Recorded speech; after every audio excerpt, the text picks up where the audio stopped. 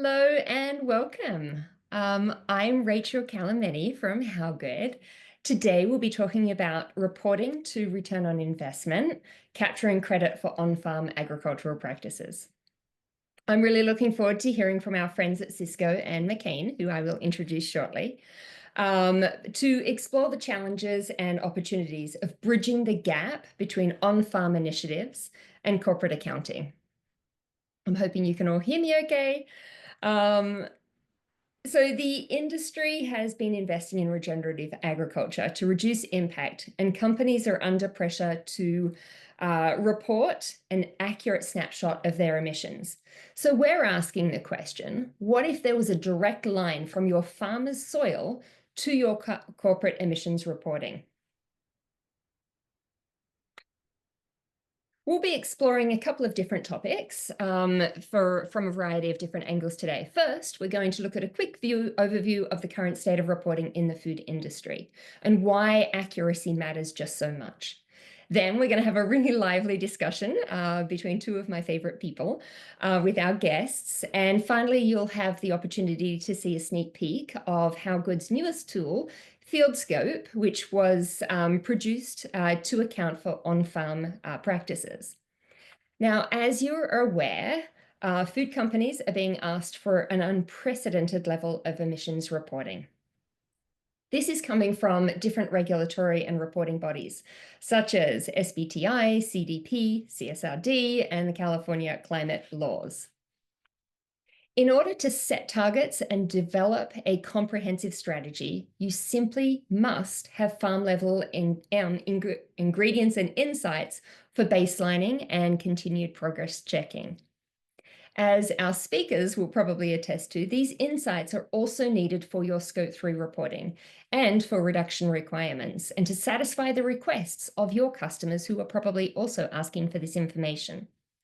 Now, as we're chatting today, we'd love to hear from you too. So please feel free to drop in the chat below your comments and any challenges that you're facing and how you're dealing with those challenges as well. All right, so the good news is that a lot of progress and so much good work is being done on the ground to improve impact. Let's take a quick glimpse into some of the really exciting projects that are underway with How Good's customers. This includes a farm-to-shelf regenerative wheat project run by Ahold Delhaize USA and Kellanova that you might have heard about, as well as an initiative by Paulig, which addresses the climate impact of wheat with a global reduction in their tortillas by 35%. Now, Danone North America has also been doing a lot of work here and has brought regenerative farming practices to over 100,000 acres, resulting in 2.4 billion pounds of dairy milk sourced using regenerative practices. That's 75% of their volume sourced in this better practice. In the realm of supply chain transparency, our customer Ferrero has also now achieved 90% transparency in the traceability of their hazelnuts all the way down to the farm level. And our great friends over at Ingredion have gone above and beyond, achieving their goal of 100% of their Tier 1 crops being sustainably sourced by 2025, to a commitment to at least 1/3 of that being regenerative. But there is an enormous disconnect between the amazing results being seen on the ground and the quantitative impact of those changes showing up on corporate Scope 3 reporting. This disconnect can lead to over-reporting on emissions. It could also lead to difficulty in proving the ROI of these initiatives, making it harder to get company buy-in and also to the financial backing to expand your programs. And then lastly, without insight into real on-the-ground impact, it's next to impossible to make smart choices about reduction strategy. Now the fun part. I'd like to introduce you to some of my favorite people. I'd like you to first meet Henry, who is the VP of Sustainability at Sysco, who's a dear friend and often sparring partner to figure out how we're going to improve planetary health and all things sustainability wise, and also to Audrey, who is an inspiring leader and who is the Director of Planet Friendly Practices at McCain. So with that, I'm going to hopefully bring up both of your faces and give you a huge welcome. And I've just realized we can see everybody rather than just the three of you. So maybe Henry and Audrey, if you can give a quick wave so we can make sure that we see your faces front and center. Brilliant. Thank you. Thank you. Welcome. So I'm going to start with you, Henry. You once said to me that your goal was to transform the food industry, which I said, "Whoa, that's a big, lofty goal." Tell us a little bit about Sysco's vision for ESG measurement and reporting. And you've got a lot of suppliers and stakeholders all around the world. How are you getting them excited to join you in this massive transformation? Familiar faces on the call as well. I've been chatting with a few folks already in the chat, just about one-on-one. Hi everyone, good to see you all. I lead sustainability for Sysco, not with a C but with an S. We're the largest food service distributor in the world. We're one of the top buyers of food and sellers of food in the world. And yes, one of my ambitions is to change the food systems. We have over 30,000 suppliers upstream with 1 million different SKUs. We operate in Europe, we operate in South America, we operate in the US and Canada. And so we have that footprint to be able to actually drive some change. There's also, the external landscape has shifted significantly over the years. And you're right, there's a lot more need to do regulatory reporting. We're going through CSRD and other things like that now, but also our customers really, really are demanding sustainability. Their consumers want to see it when they're out of home and they're in their school, college, workplace, in a restaurant, bar. They're looking for that commitment and sometimes those items as well. And so being able to quantify is really important, so that we can show our progress to climate targets, so that we can help our customers who have got, those ambitious 2030 goals to reduce emissions. We've all got our own ambitious 2030 goal as well. If you're not counting it, you can't, and you're not measuring it, then you can't show that progress. And so it's really, really important to us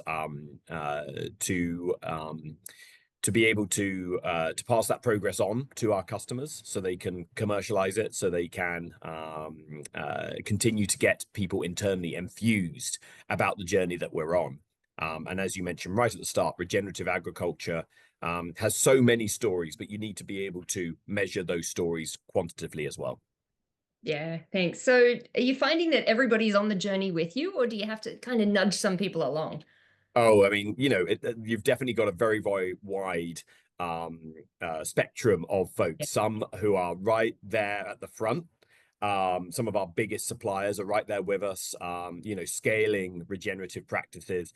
And then many, many, many of our suppliers don't even know what regenerative is today. They haven't even considered climate targets. They don't actually know what to do. And so we have that role in the center of really helping our suppliers really understand from first principles why this is important, how they can do it, how it can actually drive their business. And Yeah. we've seen really, really good uptake from our suppliers. We have an annual supplier summit that we do with our suppliers. It's better attended than our summit just for broader supplier topics each year. So our suppliers do want to understand and really learn about this, and they come to us first on that one. Yeah, excellent. I'm glad to hear that. And Audrey, thank you so much for joining us. McCain is known for growing potatoes, like lots and lots of potatoes. You work with a network of thousands of farmers, right? Tell me why sustainability is important to you and to McCain as a whole team.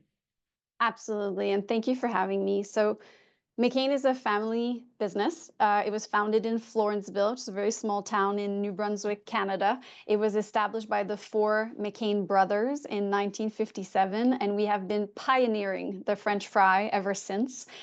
And the reason why this is so important, so in North America, we work with about 300 potato growers, but you're right, thousands across the globe. Many of our growers have been with us for over 20 years. So that's definitely a testimony to, we work very closely together.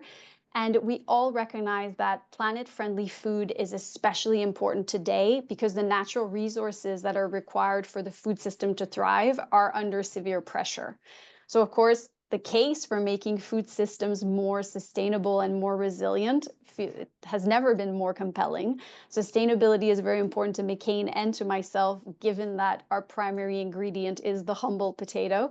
And we feel like we need to tackle these challenges head on. And so that's why we made the commitment to have 100% of our global acreage be regenerative by 2030.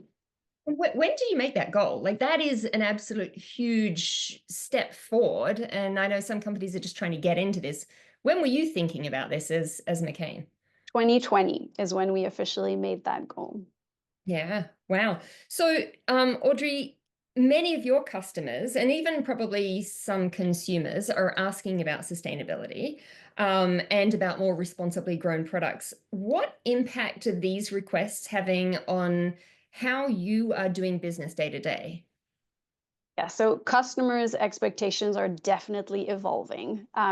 Everyone is on their own sustainability journey and they're setting goals not just for themselves, but also for their suppliers. So for McCain as well. Sysco is a great example of this with their partnership with How Good. They're encouraging their supplier base to do the same. So we all are benefiting from this increased visibility and we can identify areas for us that we can focus to reduce our carbon. So all very positive. I would say that consumer preferences are also changing. So McCain consumers also have higher expectations when it comes to our retail product in regards to sustainability. They're expecting that we're doing the right thing. They're concerned about long-term health impact of artificial ingredients, for example. They want more transparency. They want clarity on food label, and they want more information around sourcing. There's just this expectation that companies are going to be these responsible, modern corporate citizen, and so this really changes obviously how we're driving our R&D and the way that we do our business. But I have to say, while like any business, we care very deeply about how our company, our customers, and our consumers are what they think. Our sustainability journey is very much a business decision that starts with our CEO and our board, all the way down to the way that we do business in the regions.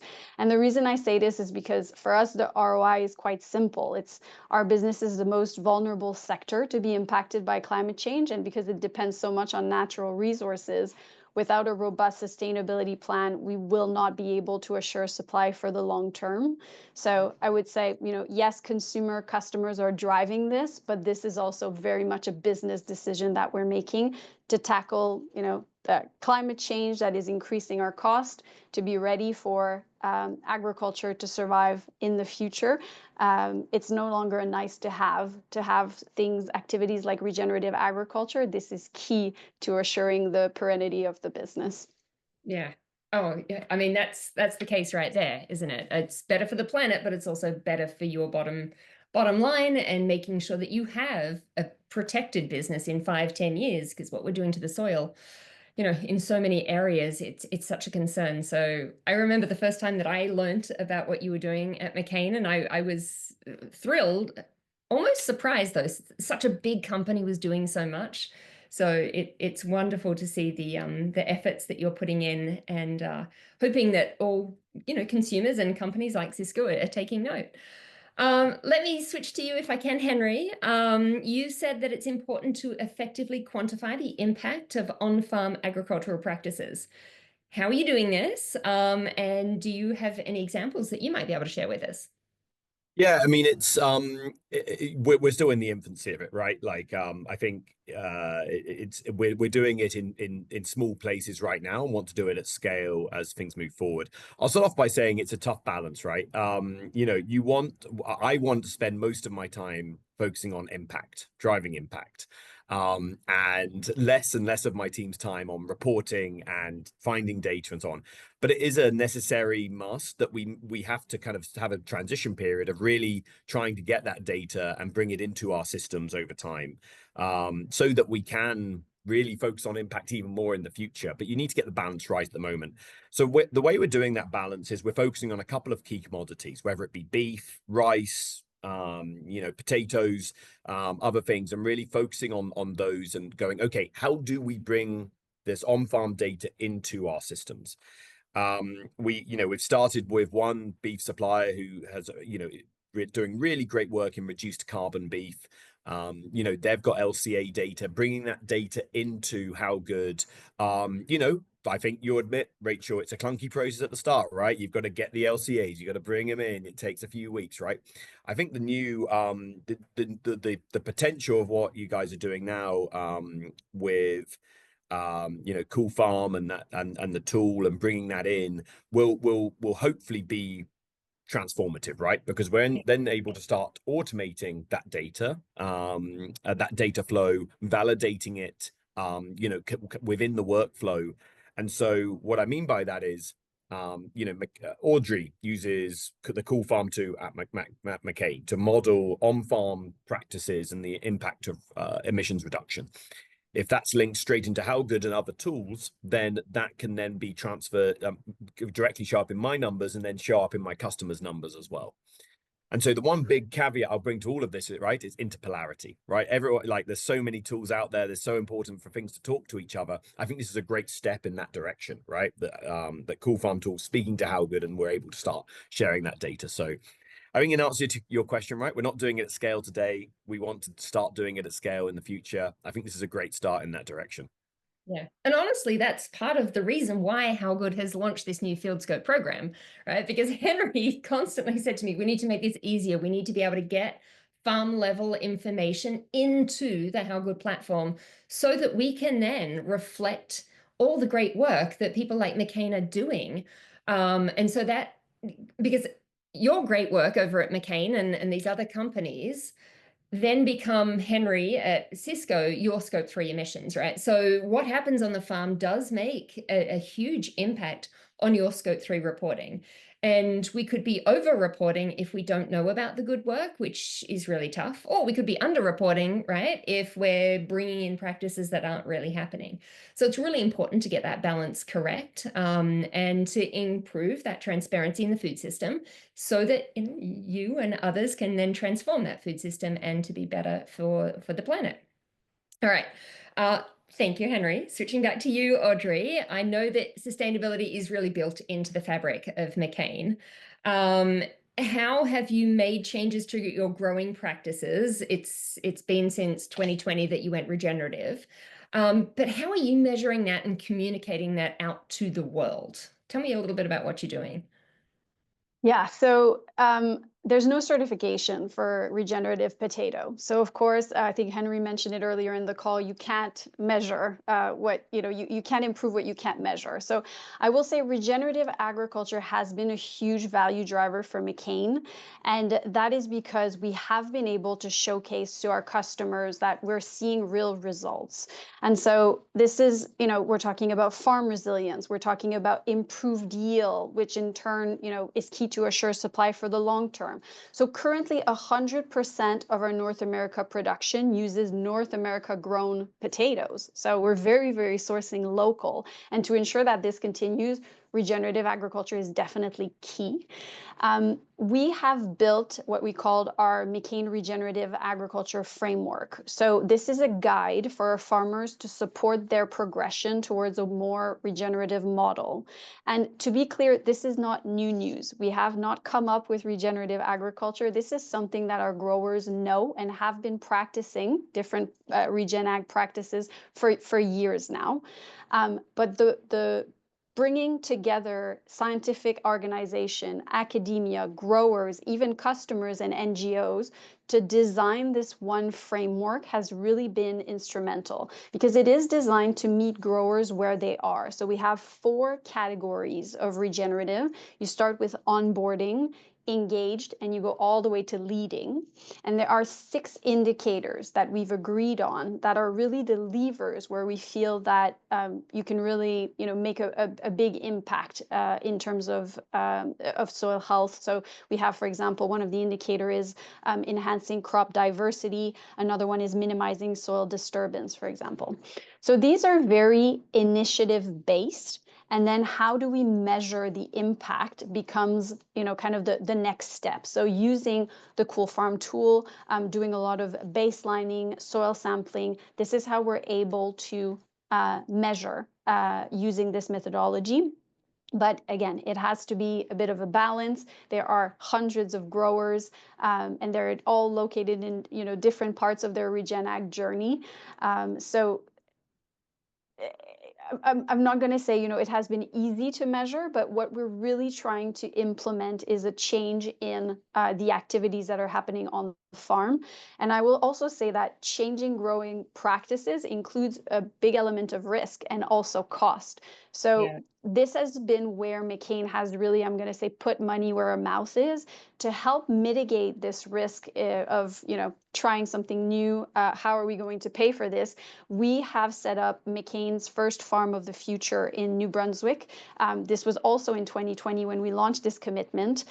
So this is a farm that is owned and operated by McCain, where we test our regenerative agriculture practices to really validate the efficiency and the scalability. So I'm going to say, since we've launched that first one in North America, we've launched a second one in South Africa because we have growers all around the world, and we'll be launching our third and final one very soon. But this is an example of how we're really trying to, this is very output driven, initiative driven, based on SAI framework that we have really been encouraging our growers to adopt these practices. And, growers are businessmen and women. For them to visit Farm of the Future, to see for themselves that the RegenAg practices are yielding better outputs. We have, worked on new varieties, and even the things that haven't worked, because we're very transparent. We share the things that have worked, but also all the warts and all that haven't worked. It has been really a great catalyst for the neighboring growers to adopt certain RegenAg practices and to progress against the framework. Yeah, farmers are just such practical people, and they want to know what works and doesn't work. So I think that information is so important. So do you have many farmers come up and go through those different Farm of the Futures? Yes, so Farm of the Future is in New Brunswick. We quickly realized that, what we're trialing in New Brunswick is not necessarily appropriate for Alberta or Wisconsin. So what we've done this year is we've launched our innovation hubs that are in our 7 potato growing regions, in addition to 1 onion hub for our appetizer business. So these hubs are not owned by McCain. They're a partnership with a farm where we support them financially with agronomy and soil expertise as well. And we have all the growers come at a field day and see for themselves what has been trialed, what has worked, what hasn't worked. We had some field days that attracted over 140 growers this summer. So definitely has been very, very positive and helps build the momentum around regenerative. But if you think about it, those 140 farmers that are like just going to that one location, even they are going to have differences in their emissions and on-farm applications, right? Because they're going to be in different climates. They're going to have different levels of fertilizer and pesticide and everything else added. And that's why that farm level information of each of those locations and farms, it's really hard to collect that data, but it's super important because all of those differences and variances are going to make a difference in sort of the output of what is produced and therefore scope 3 emissions of different companies. So thank you, Audrey, for that really cool explanation. Henry, Sysco and many other distributors, CPGs and retailers are all asking your suppliers for highly granular data. Some of them have it, some of them don't. I know that we're helping here at How Good to provide a lot of that information. What's the upside for suppliers in providing that information to Sysco? We're in a very lucky space at Sysco because we're B2B, and some of our customers are some of the very largest food service companies or hotel operators, hospital system operators in the world. Those companies have goals, and they have, stakeholders who really want them to move the needle. And what I've seen is where we have data, where we have scale, in commodities where there are measurable carbon reductions, we're able to drive volume and sometimes able to drive price as well. And so, we've been able to have a number of successes here at Sysco where we've helped our customers move the needle significantly on their carbon reduction goals, and we've been able to win business. And I see my team as a solution provider. Again, we've got that space in the middle, right? We work with Audrey and then 1,000 other Audreys to find the very, very best climate innovation out there, across ESG topics, not just climate but other pieces as well. Our customers are looking for that. We act as the priority, the filter, the prioritization to bring that to our customers, and then for the very best innovations that are out there, or it doesn't even have to be innovation. Sometimes it's just implementation, it's scale. Once you get there, we can go and help you drive volume so it does make business sense. So the suppliers, I'm not going to mention any of them by name, but they know who they are, right? Like we've seen tremendous success when we do have that product. I've got a number of samples sitting next to me of really great products that we've been able to grow the volumes and shift from suppliers who haven't changed. And that shift in volume and that scale, and sometimes it's our very largest suppliers who have been able to scale change throughout their supply chains. And sometimes it's startups that have got a really great compelling product, and then we're here to help them grow really quickly. So that's the call to action, right? It's good for business because these targets for 2030, they're not going to go away. They are they're achievable, and the stakeholders are not going to let us kind of get away with just walking away. Yeah, absolutely. So it's great that you're helping smaller brands grow, larger brands get even bigger if they're moving and into regenerative practices. That's always good because money does talk, and we need to make sure that the farmers are getting their cut in all of this, because without the farmers, the whole thing falls apart. Excellent. Audrey, where have you had success in communicating the benefits of your sourcing practices in reporting? Just going to start by saying, Henry, that if there were 1,000 Audreys out there, we could solve world peace within just a couple of months. So, Great. Yeah, we definitely have had some interesting successes in terms of. So yeah, how do you talk about regenerative agriculture, and how do you communicate all the work that is involved into these small changes in the practices, like control traffic, etc. So it's very interesting because it's definitely, the demographics of when you look at, our consumers and the demographics, it used to be more of, the parents that were shopping for the family and getting a big bag of French fry for dinner. And now, we're trying to appeal to a younger crowd. And especially in North America, we only have one growing season per year. And so while we're implementing practices in 1 year, we're not going to actually be able to measure the benefits until the next year, which is very unique because obviously it means that, none of this is fast. And none of this is easy. So I'm going to say that the biggest success that we've had in communicating the benefits and talking about regenerative agriculture has been through partnership with customers that are as vested as we are in assured supply. So for example, one example that was very public is we created a $1 million fund with McDonald's called the Future of Potato Farming Fund 2 years ago. So this was $1 million that we were able to just give to our Canadian growers to use directly for them to kind of trial new regenerative agricultural practices that they didn't really have, any income to put forward, because the biggest barrier to adoption is not willingness. The growers are very enthusiastic about regen, especially when they see the results firsthand when we go to field days. But by having McDonald's and McCain directly injecting funding into the supply chain, we were able to move 25% of the growers who received funding to the next level of our regenerative ag framework. So together, really directly increasing farm resilience. And then when we tried to approach our younger generation, when we launched our first iteration of our McCain Regen Fry in retail, we had a big launch, and there was a partnership with Roblox on the metaverse. And there was an online game where you could go into the metaverse and plant directly potatoes and do regen and learn about the different criterias and the framework, etc. And then there was a partnership with a restaurant called Bored and Hungry, where you could go and then actually purchase the fries that you had planted in the metaverse. And to this day, we still have players every day that go into the metaverse and plant regenerative potatoes.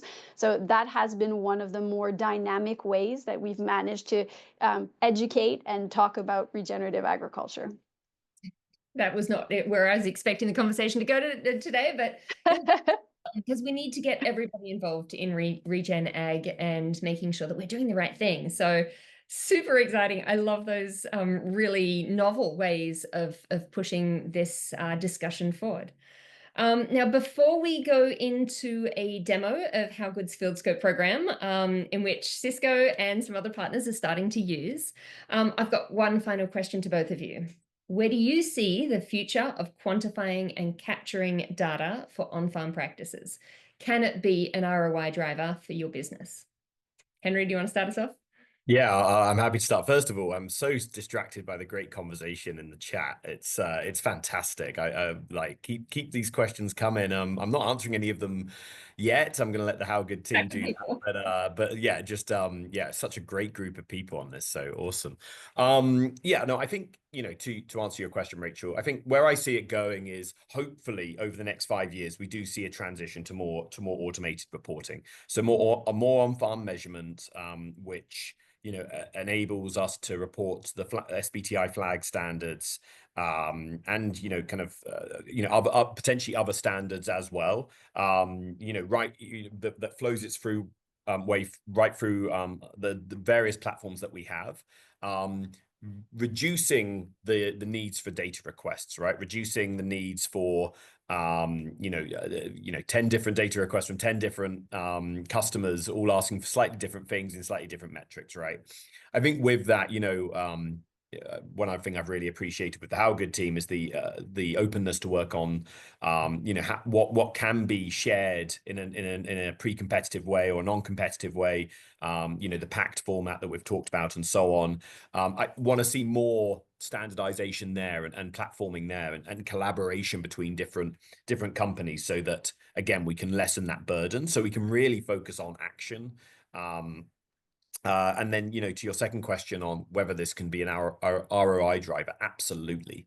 There was a really, I don't know if any of them are here, but there was a really good report out from Deloitte just the other day, where they talked about the ROI of making investments into sustainability in the food systems. And so much of that report spoke true to me. It talks about food service being one of the easiest places to drive ROI. It's true. I mean, because we're B2B, because we're able to talk about that at the table or at the counter when you're ordering lunch, and that bring that story to the plate. It's really important, but also the B2B nature that companies have set targets. So I think absolutely there is an ROI benefit. And when we also see, in some commodities like chocolate, coffee, and others, prices just soaring because of lack of supply or insecure supply due to climate change and other factors. I was talking to a really interesting VC a couple of weeks ago at Climate Week, who is making investments into specific commodities where they see the supply declining and the price going up to really help secure that commodity and the land and the practices for that commodity. So we're already starting to see some of that that investment happening privately to really help drive regenerative agriculture and drive the future long-term security of these commodities. So yes, I think there's huge business cases for this. Brilliant. And Audrey? Yeah, I think Henry, hit the nail on the head. I think there's a lot of I think being able to quantify decarbonization and translate it into dollars will be the next big thing. We are being asked to do this. There's a lot of conversation about, okay, so what's the footprint of my SKU? How do you reduce the footprint of the SKU? Well, in order to do all of this, there are some big investment to be done in agriculture. When you think about changing the machinery, when you think about adopting new varieties. And so being able to actually translate this into dollars in terms of, well, to reduce it by this much, this is the cost, I think is going to be, something that definitely my team is really focused on, and being able to approach our customers and say, well, how can we all be a part of this transformation? And then in terms of the food and beverage industry as a whole, as Henry said, it has so much potential for large scale global solutions, like delivering food security and nutrition to the growing population. Sustainability will never happen in a vacuum. If you want to make progress in sustainability, you have to think in systems. And so working as an industry or as a category and being able to bring forward large carbon changes. I mean, one kind of low-hanging fruit that we've been talking a lot about is fertilizer. So fertilizer, like green or blue fertilizers, are mostly being produced in Europe. And so having them in North America, come into North America, and already, just by changing the type of fertilizer, being able to reduce your scope 3 significantly, because it's the biggest, the largest emission lever, it would be transformative. But of course, there's a price tag associated to that, and then you have to think of the supply chain. But if we were to work as an industry, all of potatoes, kind of looking at, okay, how can we, partner with a Yara or with a Nutrien and find solutions for North America, this is how you do large scale difference, in my mind. Audrey, thank you for that. Actually, your comment about fertilizer actually leads us very nicely into a quick demo of FieldScope that allows us to bring all these different on-farm things, like you've mentioned, low or no-till fertilizer and whatnot, into a tool that allows for improved transparency. So I'm actually going to ask Nina, who is HowGood's VP of Product, to share her screen and to give us a quick sneak peek of FieldScope. Great. Thank you so much, Rachel. Well, I'm super excited to share what we've built at HowGood, and like Henry, have been very distracted by the chat. So I'm going to try and focus in on this demo. We've really been working for a long time with some of the industry's leaders in the sustainability space, like Sysco and McCain. And what we've seen is that they have so many great initiatives and investments already in motion in regenerative agriculture, sustainable sourcing, those incentives for suppliers that are investing in sustainable farming practices, but they haven't had a clear, easy to use, data-driven way to quantify the impact of those initiatives. Now, traditionally, we've had access to tools that allowed for in-field measurements, allowing us to understand the impact of farming practices at the field level, which is great. But there wasn't an easy way to really make sense of that data, to say, what does that mean for my business? How does that affect the impact of my products, like Audrey was mentioning? What is the emissions reduction I could expect from sourcing more from those farms or investing in the practices used on those farms? And that's a real gap we're addressing with HowGood's latest release, FieldScope. With FieldScope, we hope to make it easy for companies and their suppliers to provide farm-level data in real time and report that all the way up to their corporate emissions inventory. Now, before we jump in, I want to just familiarize everyone with HowGood's platform, Lattice, which is what you can see here. That's where FieldScope sits, and it's the software solution we built to enable food companies to measure, reduce, and communicate their impact. It's designed specifically for the food industry, and it makes it possible to assess impact across all levels of your business, from the individual ingredients you source to the products that you sell, all the way up to your corporate emissions. Now, Lattice powers granular product carbon footprinting as well as corporate carbon accounting, and contains a number of other sustainability metrics beyond just carbon. But for today, we're going to keep our focus on carbon and how FieldScope now lets you get hyper-granular in your accounting and footprinting. FieldScope provides the bridge essentially between on-farm agricultural practice data and corporate carbon accounting. Now, there's been a few mentions already today of the sort of foundational elemental tools like Cool Farm Tool that they play in this realm. We built FieldScope in direct partnership with the Cool Farm Alliance. We have Daniela here on the line, which is amazing, for which without them, none of this conversation really would be possible. With FieldScope, we are now able to say wheat grown on this specific farm in Kansas has a lower carbon footprint than wheat grown on the other farms in Kansas. With that information, it allows you to then contextualize that for your business. You can instantly see how the practices of farm A, B, or C affect the total footprint of your finished products and what that means for your overall Scope 3 emissions. And it also allows you to communicate that highly accurate footprint to your customers through product carbon footprints and in any public Scope 3 reporting. Okay, enough talk. Let's take a look at the product. I'm going to jump into Lattice and use the wheat example we've been mentioning throughout this call. Since we're focused on accounting for farm level data, I want to dive right into the product page for the wheat flour that I'm purchasing. Now, on this page, you can see the carbon footprint of my wheat flour. You can also see the flag emissions and the Scope 3 Category 1 emissions as well. It's 120 metric tons. You can see this flour is made up of wheat sourced from Kansas with an on-farm emissions factor of 0.283. Now, I've got a lot more information I want to add. I'm going to come in and edit this wheat flour, and I'm going to submit agricultural practice data. Now, this is where it gets technical, so stay with me. I'm going to open up this new drawer. This is FieldScope. And this is where you're going to enter all of that hyper-specific data on the on-farm inputs, crop details, yields, soil characteristic data as well.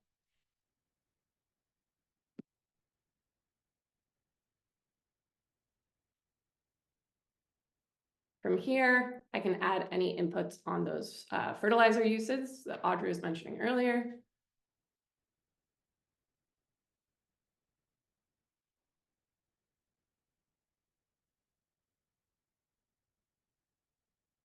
And enter some basic details about machinery usage on farm, fuel types, as well as information about crop irrigation, details on soil organic carbon change, and tree biomass. Lastly, enter some basic details about the climate and the location where the crop is grown. And when I'm done, I hit submit. Now you can see these calculations are happening in real time. So once I've provided that on-farm data, the emissions are automatically updated. Now I was looking at an emissions factor of 0.283. This is already dropped down to 0.055 with that primary data from the farm. By building FieldScope into HowGood's platform, we've streamlined the data collection and impact measurement process dramatically.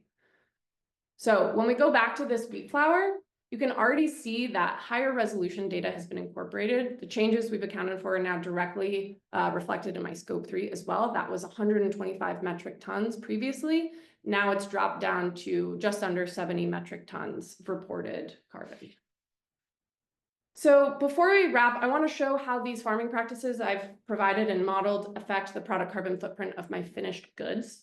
So we can see how that's seamlessly reflected in Lattice.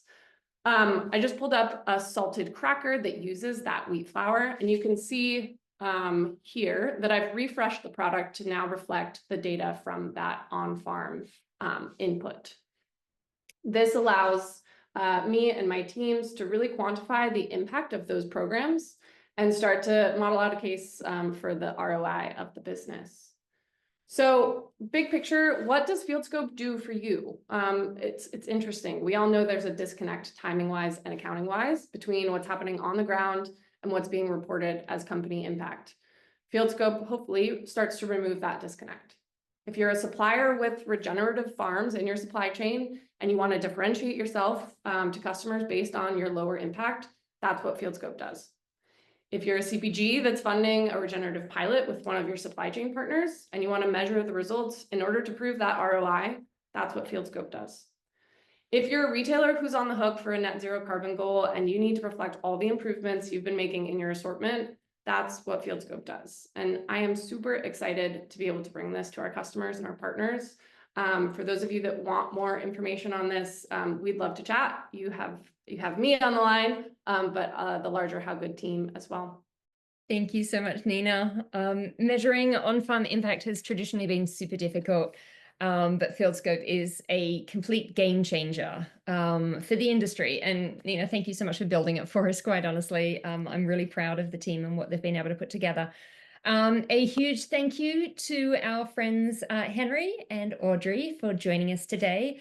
There has been so many fun questions in the chat, but I've realized that we are already 5 minutes over. So I appreciate everyone for sticking with us and asking us lots of questions. We will try and answer a lot of those questions and get back to everyone who asked something. Thank you to our audience for joining us today. And if you'd like to learn more about FieldScope and the How Good program and how we're inputting data and making all those calculations, please reach out through the howgood.com website and you can get in touch with us there.